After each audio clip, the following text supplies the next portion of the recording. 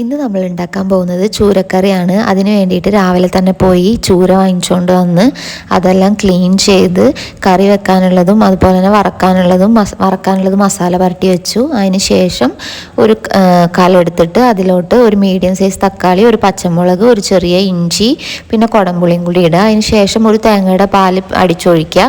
പിന്നെ എരിവുള്ള മുളകും പൊടി, പിന്നെ മല്ലിപ്പൊടി, ആവശ്യത്തിന് ഉപ്പ്, മഞ്ഞൾപ്പൊടി, കാശ്മീരി ചില്ലി പൗഡറും കൂടി ആഡ് ചെയ്ത് നന്നായി മിക്സ് ചെയ്യുക. എന്നിട്ട് ഗ്യാസിൽ വെച്ചിട്ട് നന്നായിട്ട് തിളപ്പിക്കുക.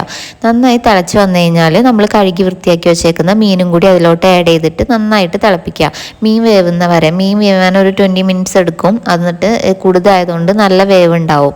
എന്നിട്ട് നന്നായിട്ട് തിളപ്പിച്ച് ആവശ്യത്തിന് കറിവേപ്പിലയും കൂടി ഇടയ്ക്ക് ആഡ് ചെയ്ത് കൊടുക്കുക. നന്നായി തിളച്ചൊരു 20 മിനിറ്റ് കഴിഞ്ഞ് കഴിഞ്ഞാൽ ഗ്യാസ് ഓഫ് ചെയ്യുക. നമ്മളെ ഫിഷ് കറി റെഡി ആയിട്ടുണ്ടാവും.